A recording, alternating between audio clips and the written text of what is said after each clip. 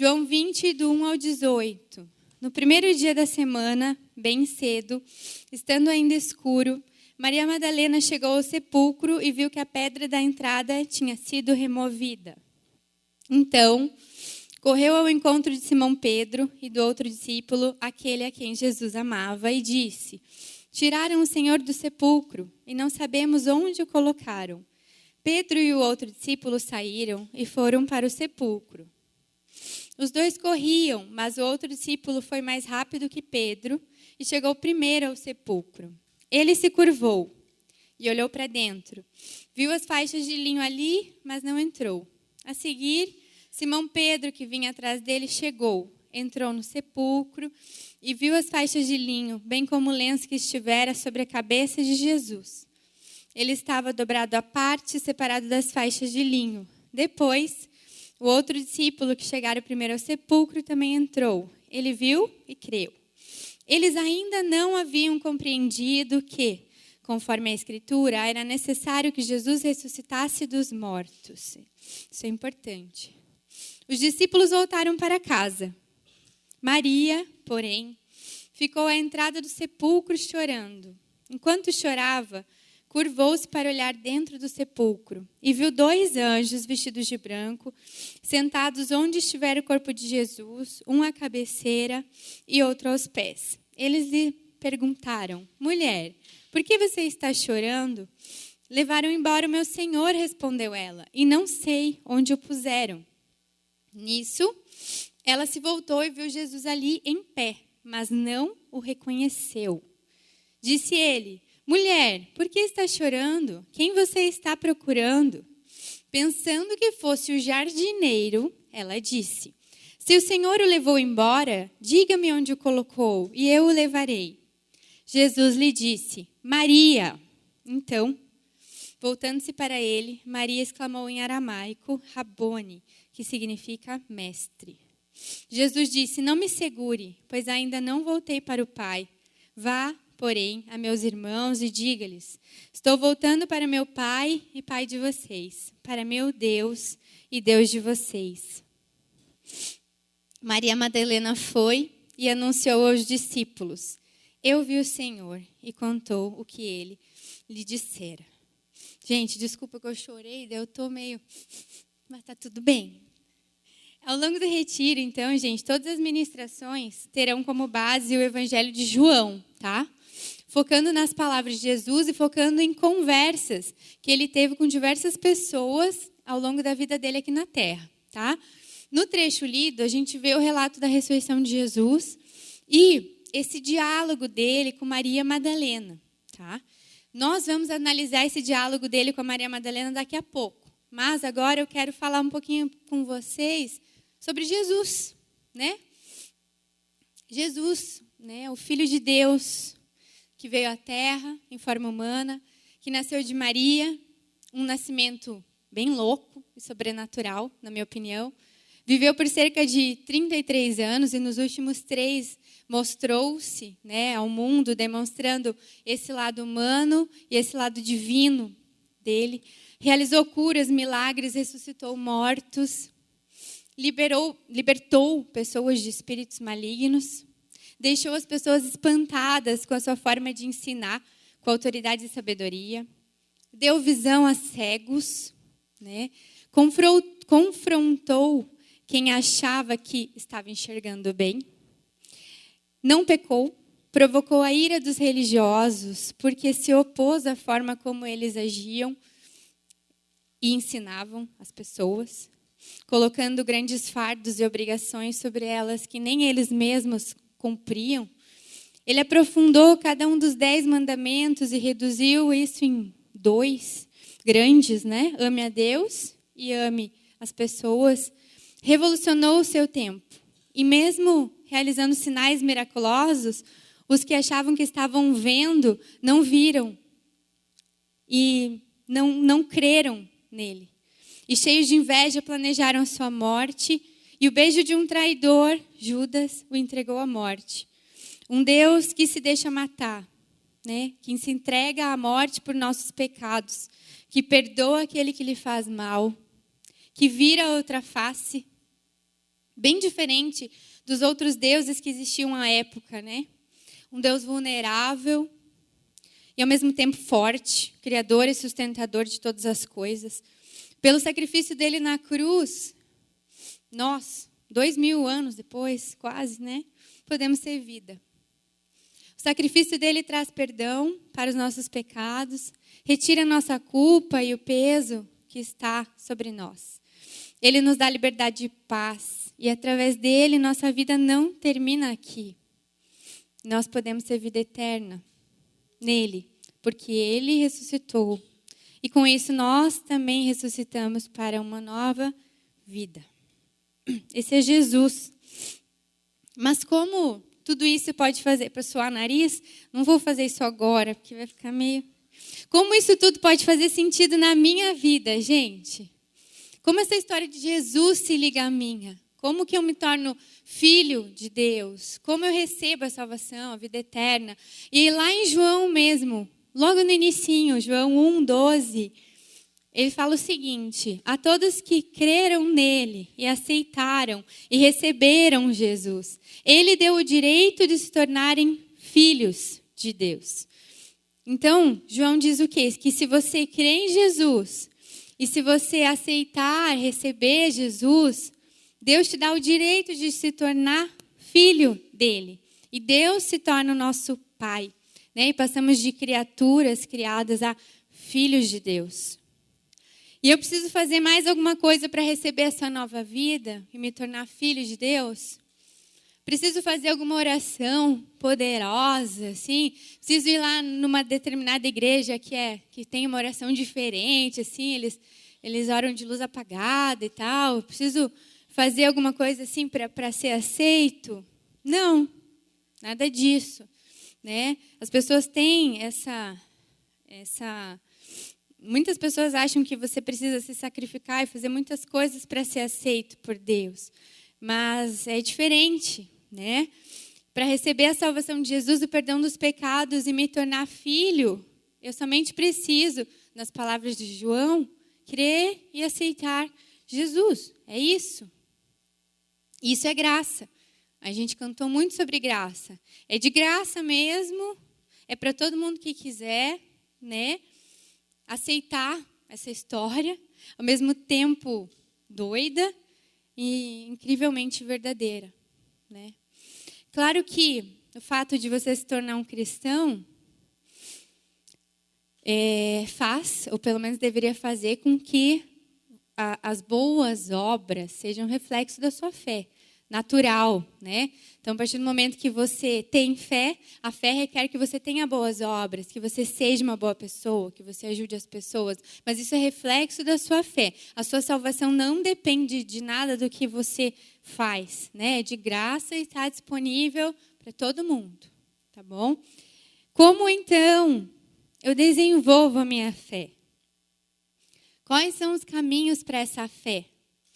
A fé verdadeira conecta você a Cristo não só para perdão dos seus pecados e salvação, mas para um relacionamento de amor contínuo com Deus. A fé te chama para um relacionamento com Deus. E são muitos os caminhos para a fé. Você pode encontrar com esse Cristo de diversas formas. Agora vamos dar uma olhadinha nessa história dessa mulher, Maria Madalena, né? Que aparece no trecho lido. Como que foi esse encontro dela com Jesus? Lucas 8:2 faz menção pela primeira vez a Maria chamada Madalena, da qual saíram 7 demônios. É isso que fala sobre ela. Madalena não era o seu sobrenome, tá, gente? Ela era um adjetivo que descrevia de onde ela era, de onde ela tinha nascido, né? Então, ela era natural de Magdala. Era uma cidade localizada na costa do Mar da Galileia. Então, era Maria de Magdala, né? Maria Madalena. A Bíblia diz que dela, Jesus tinha expulsado quantos demônios? 7 demônios. E o 7 tem todo um simbolismo na Bíblia, né, gente? Então, a gente pode falar assim que equivaleria a dizer que dela saíram todos os demônios, né? A expressão pode ser tanto entendida como uma possessão demoníaca, como uma doença no corpo. Enfim, nós não sabemos exatamente o que a Maria Madalena tinha, né? Do que ela foi curada, do que ela foi liberta. Mas fato é que ela estava totalmente tomada, envolvida por algo que a consumia dia e noite, tinha uma vida de sofrimento, com certeza. E após seu encontro com Cristo, ela teve a sua vida transformada, e a gratidão por ter tido a vida transformada foi tanta que ela se tornou uma seguidora dedicada de Cristo. Ela estava entre as mulheres que contribuíam, inclusive, com recursos financeiros para o sustento de Cristo e dos discípulos e tudo mais. Ela teve seu nome citado pelo menos umas 12 vezes no Evangelho. Essa foi a história do encontro de Maria com Jesus. Mas cada um de nós tem uma história, né? Cada um de nós foi abordado por Jesus de maneiras diferentes.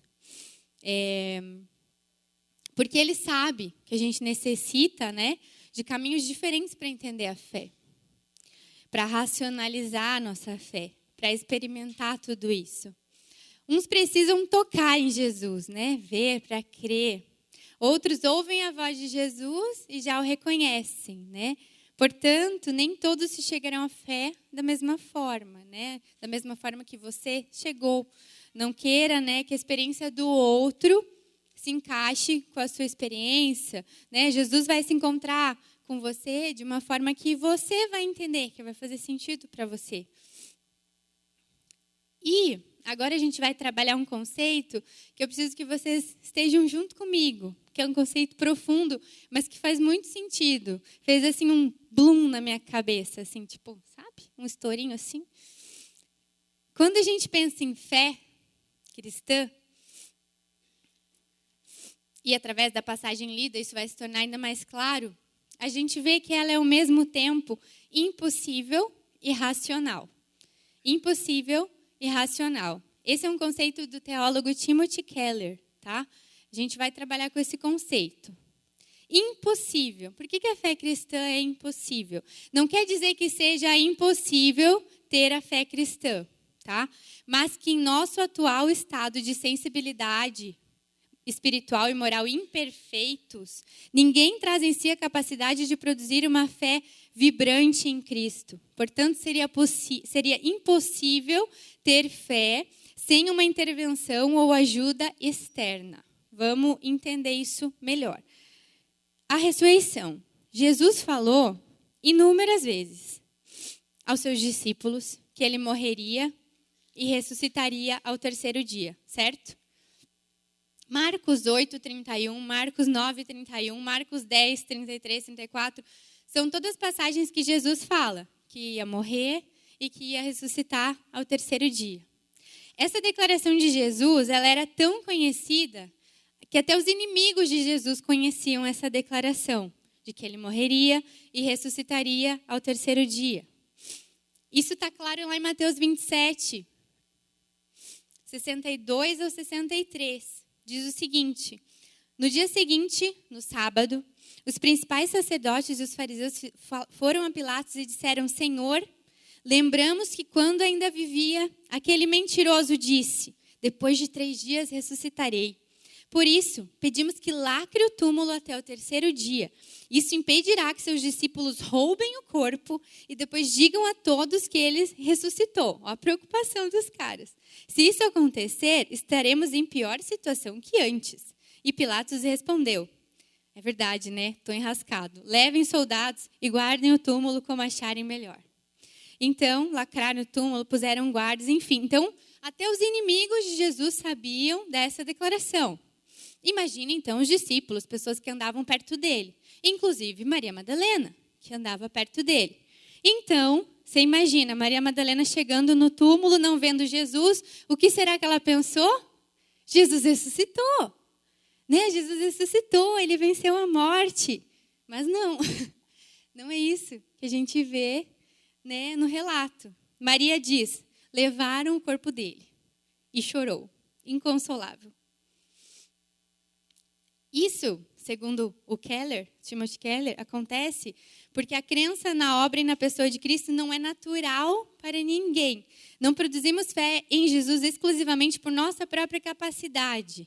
Existe uma cegueira espiritual inata em cada um de nós e muitas vezes a gente não consegue enxergar a verdade, por mais clara que seja a mensagem, ou as provas de que Jesus realmente existiu. Prova disso. A gente tem aqui o resultado do maior ato de redenção da história, né? Deus destruindo o poder do pecado e da morte através da ressurreição de Cristo.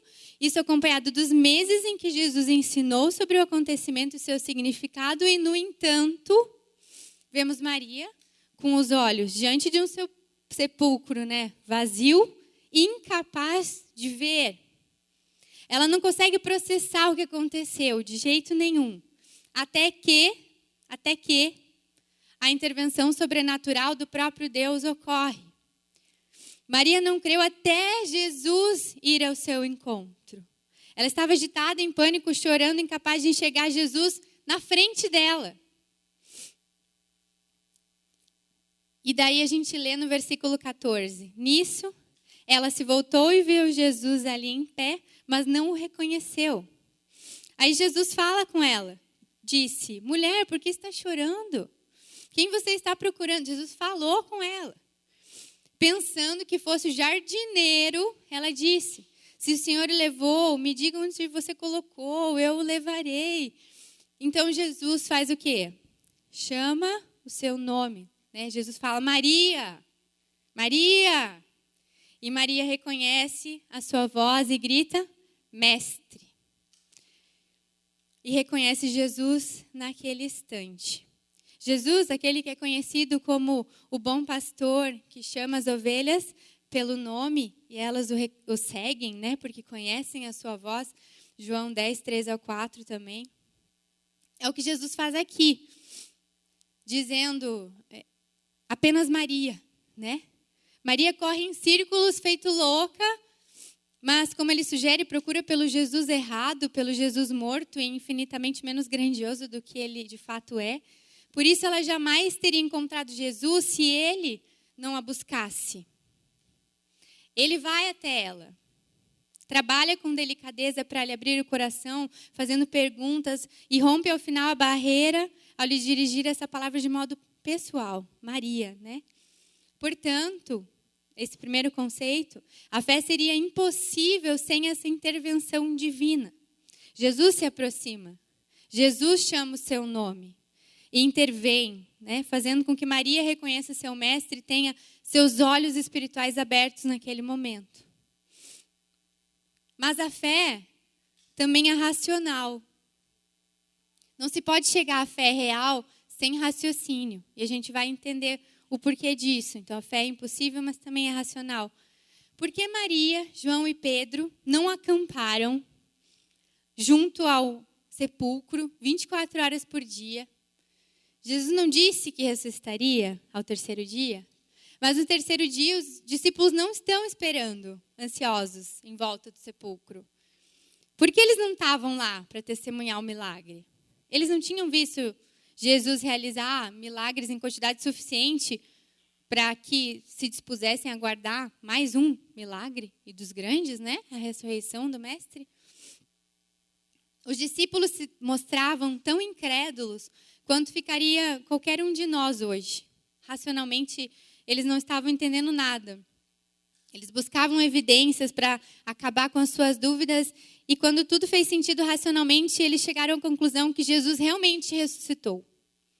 Alguns viram Jesus, outros tocaram em Jesus, outros apenas ouviram falar sobre Jesus, sobre toda essa história e se convenceram que ela seria verdadeira. Cada um com sua experiência pessoal, mas todos tentando entender e raciocinando a sua fé. Para mostrar que Jesus realmente tinha ressuscitado, naquela época, eles exigiam o mesmo testemunho de diversas pessoas que o tivessem visto e tocado, a fim de se convencerem de que Jesus vivia de fato. Quem registrou, essas pessoas que registraram tudo isso na Bíblia, realmente foram convencidos racionalmente de que os fatos realmente aconteceram como foram relatados. né, há nessa passagem outra evidência significativa que esses relatos da ressurreição não são inventados.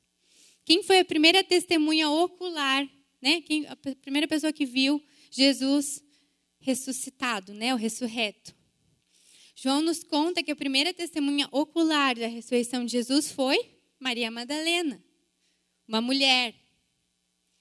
Todos os especialistas em Bíblias, historiadores, lhe dirão que na época as mulheres não podiam testemunhar em tribunais judeus ou romanos. Nessas culturas patriarcais, o testemunho de uma mulher era considerado indigno de confiança e, portanto, inadmissível como evidência, como prova, né? Isso quer dizer que, se você estivesse fabricando um relato de ressurreição, né, vou escrever uma história para promover a minha religião, meu movimento, eu jamais faria de uma mulher a primeira testemunha ocular, não naquela época. No entanto, nos relatos de Mateus, Marcos, Lucas e João, as primeiras testemunhas oculares da ressurreição são mulheres.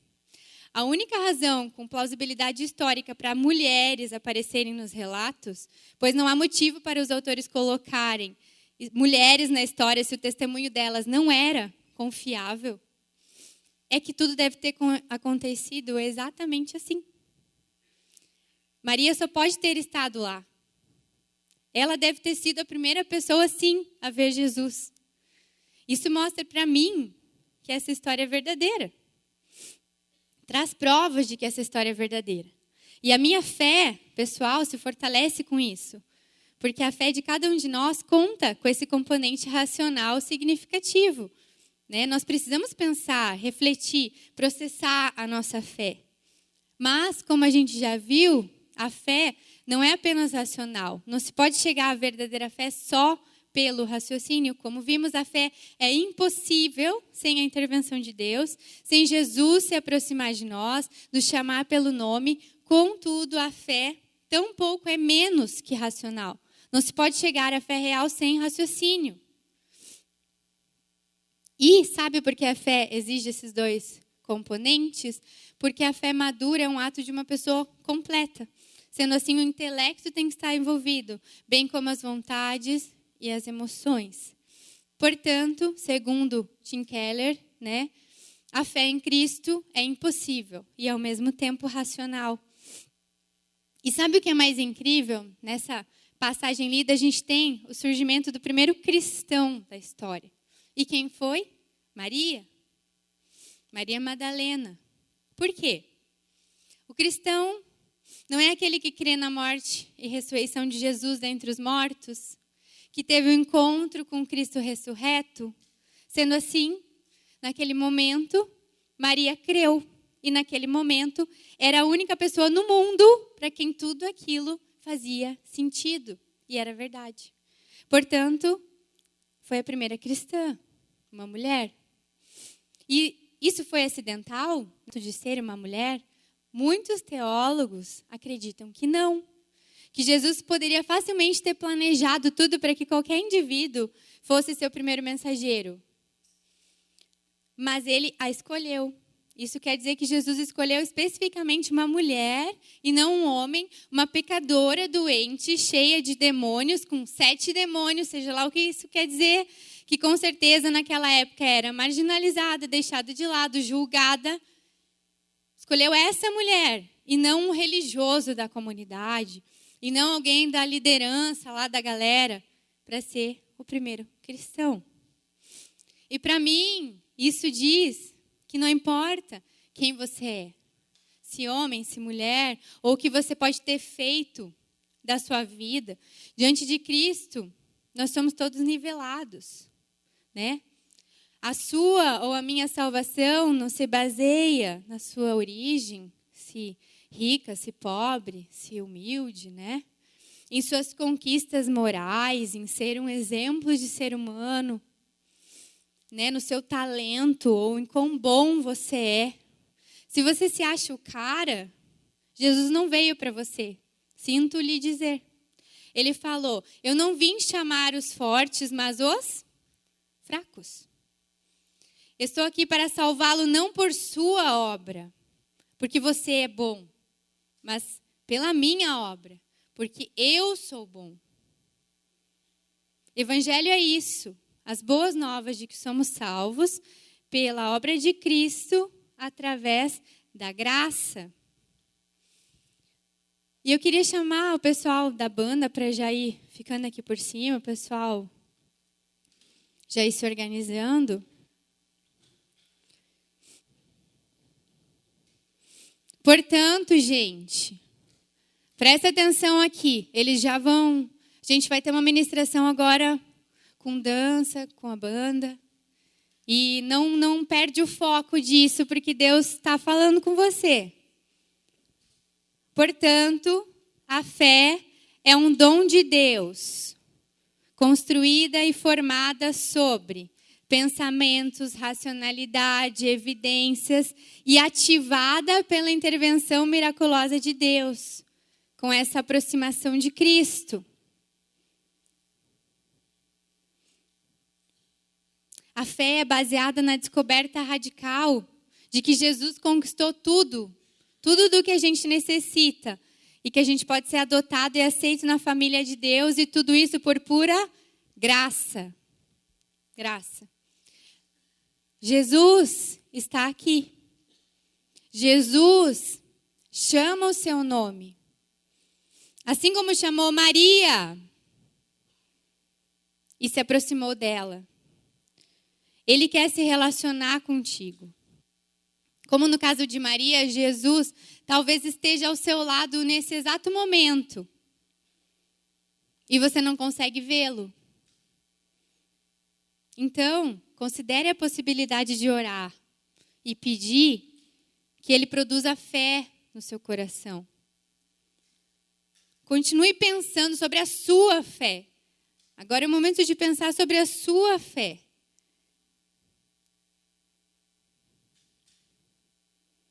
A gente vai ter essa ministração. Continua pensando sobre a sua fé.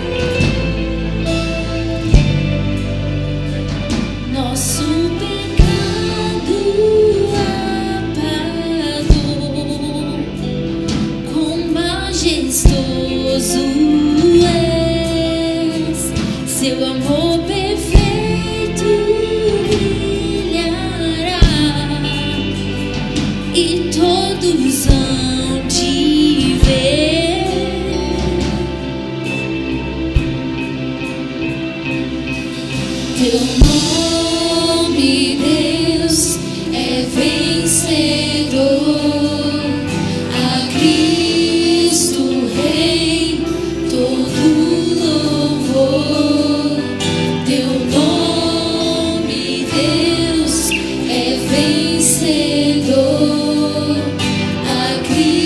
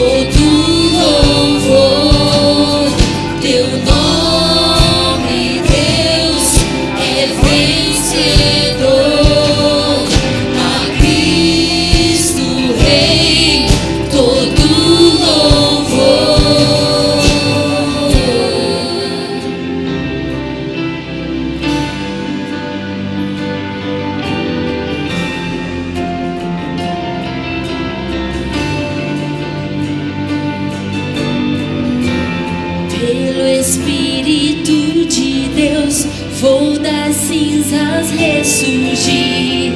Jesus ressuscitou e vivo está em mim. Em teu nome vivo estou, a vitória tenho em ti. Jesus ressuscitou e vivo está em mim. Pelo Espírito de Deus vou das cinzas ressurgir. Jesus ressuscitou e vivo está em mim. Em teu nome vivo estou, a vitória tenho em ti. Jesus ressuscitou e vivo está em mim. Pelo Espírito de Deus vou das cinzas ressurgir. Jesus ressuscitou e vivo está em mim. Em teu nome vivo estou, a vitória tenho em ti. Jesus ressuscitou e vivo está em mim. E vivo está em mim. A tumba que o acolheu vazia agora está. Seu corpo não está mais lá. A morte ele venceu. A morte ele venceu.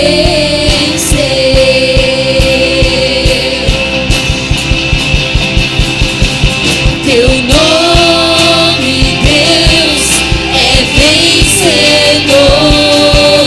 A Cristo Rei todo louvor. Teu nome, Deus, é vencedor. A Cristo Rei todo louvor. Pelo Espírito de Deus vou das cinzas ressurgir. Jesus ressuscitou e vivo está em mim. Em teu nome vivo estou, a vitória tenho em ti.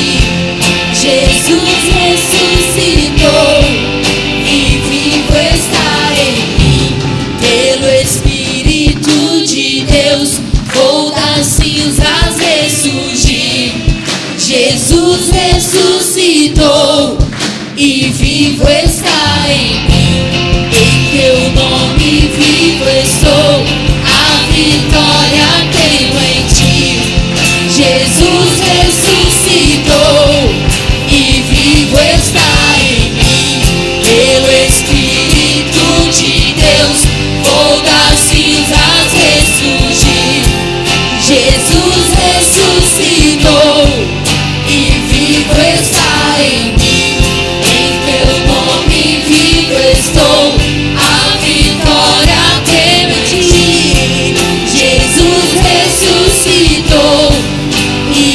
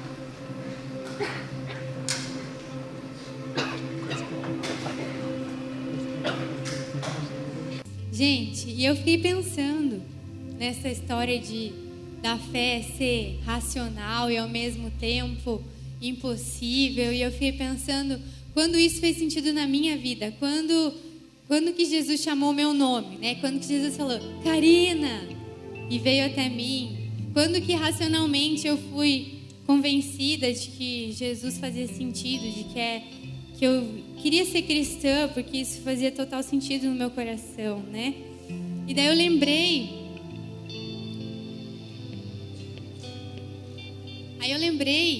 que de um dia que meus pais fizeram um encontro de casais aqui nessa igreja. A gente nunca tinha entrado numa igreja evangélica antes e eu tinha muitos preconceitos com igrejas evangélicas. Na verdade, eu não queria ser uma evangélica, porque eu achava que, sei lá, era estranho aquele estereótipo de crente que eu tinha. Era bicicleta, a mulher sentada de ladinho com a saia, com o cabelo comprido, o cara com a Bíblia embaixo do braço de terninho. Era isso que eu achava que era ser crente.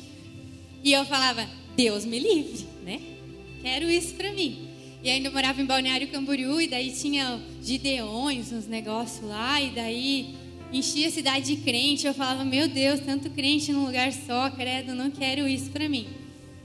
Mas meus pais fizeram esse evento nessa igreja e voltaram muito felizes. E eu lembro dos meus pais sentados conosco na mesa de jantar, comigo, com a minha irmã. O Dinho não entendia nada ainda. Eu lembro dos meus pais falando, do meu pai falando, vamos conhecer mais a Bíblia, assim, vamos conhecer mais Deus. Deu certo, Rael? Quebrou? Não. E daí eu lembro que eu pensei, né? Falei, conhecer mais Deus, conhecer mais a Bíblia. Falei, não sei. Acho que ruim não deve ser. Bom, eu não sei se vai ser. Lembro que eu racionalizei. Não sei se vai ser bom, né? Mas ruim, conhecer de Deus, ruim não vai ser, né? E daí a gente meio que topou assim, então vamos, né? Racionalmente aquilo fez sentido para mim.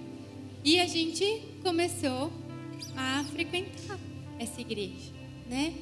E começou a frequentar, e eu lembro que eu cheguei na igreja e achei bem estranho, todo mundo cantando em voz alta e bem alta, né? E orando alto também.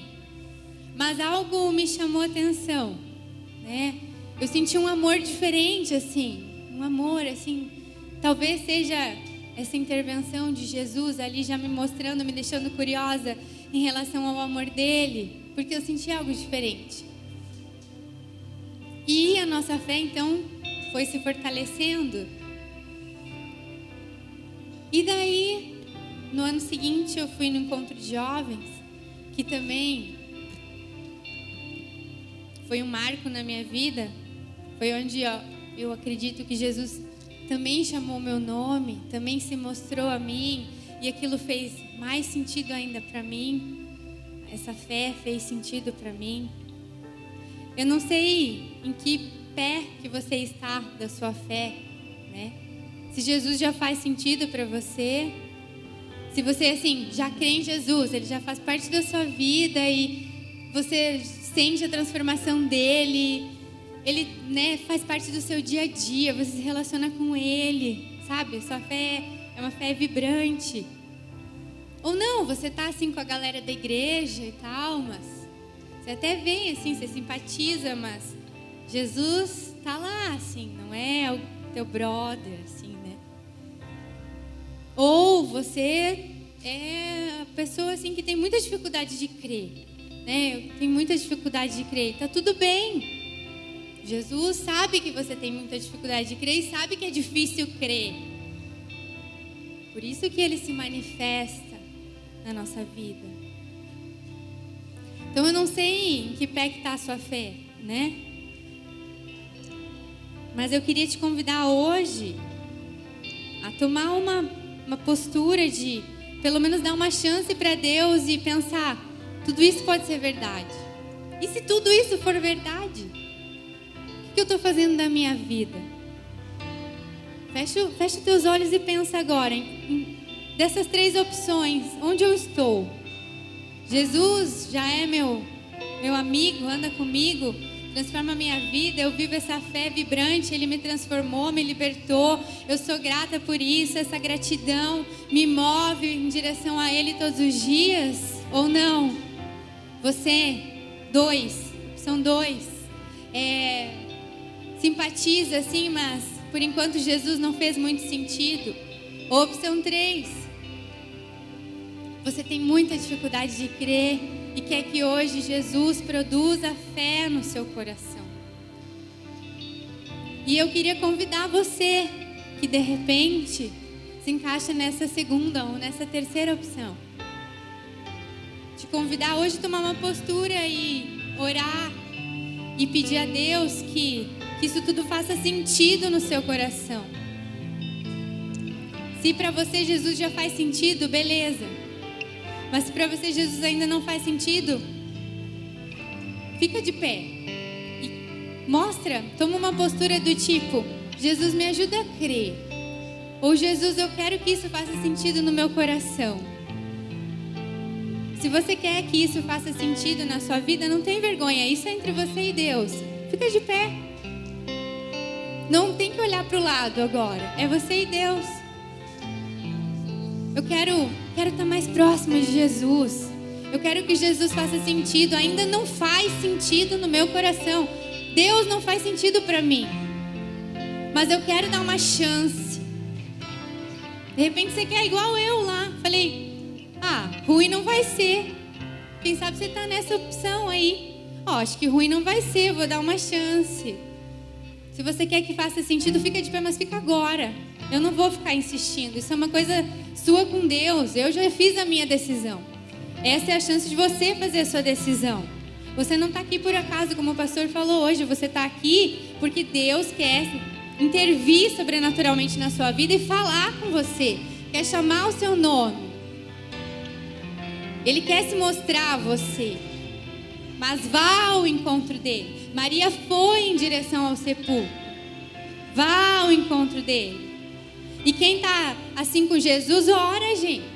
Ora, vai falando com Deus, vai agradecendo pela graça dele, que faz sentido na sua vida, que te transformou, que trouxe direção à sua vida, que trouxe significado à sua vida.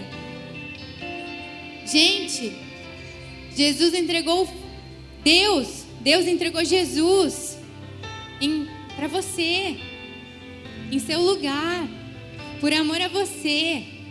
Deus entregou o próprio Filho por cada um de nós, e merecedores. Ninguém aqui merecia a morte de Jesus, não. E quando você é mãe ou pai, isso toma uma proporção absurda na sua mente. O amor de Deus. Deus entregou o próprio Filho para quem não merecia. Você entende que a graça, você, a gente não merecia nada disso, não. E Deus entregou Jesus. Deus nos deu Jesus, nos deu perdão. Talvez você não ache sentido na vida. Não faz sentido nenhum a sua vida. Você não sabe nem por que vive. Jesus está aqui. Jesus está aqui querendo dar esse sentido para você. Dar esse sentido na sua vida. Se você se encaixa nisso, fica de pé. Jesus quer dar esse sentido para a sua vida. Gente, quem conhece um pouco da minha história, e eu compartilhei um pouco aqui com vocês, mas sabe que eu lido com uma doença muito complicada na minha vida. Eu tenho lúpus, que é uma doença autoimune muito complicada, e eu descobri essa doença logo no início da minha jornada de fé com Jesus. Mas essa doença me aproxima de Deus. Deus se mostrou muito próximo a mim ao longo de todo esse processo. Foi quando a minha fé realmente se fortaleceu. Quando eu realmente entendi que Deus realmente existe, porque racionalmente falando eu vivi situações que só pode ser Deus. Só pode ser Deus cuidando de mim. Só Só pode ser Deus sustentando a minha vida. Não sei se você já passou por isso, mas a gente vive coisas assim quando a gente tem fé. A minha filha é prova disso, né? Minha filha é prova disso. Deus sustentou de maneira linda, maravilhosa a minha gravidez e cuidou de todas as minhas preocupações em relação a isso. E eu só posso te dizer uma coisa: Deus existe. Deus de fato existe. Deus é vivo, Deus é real, Deus é presente na sua vida. Se você quiser recebê-lo, lembra que João falou? Receber, aceitar. Ele vai te fazer filho. E Ele vai cuidar de você como pai. Um pai de verdade, tá? Um pai que cuida, um pai presente. Mesmo em meio a situações complicadas que você possa viver na sua vida, e elas vão chegar. Elas vão chegar. A gente vai enfrentar situações difíceis.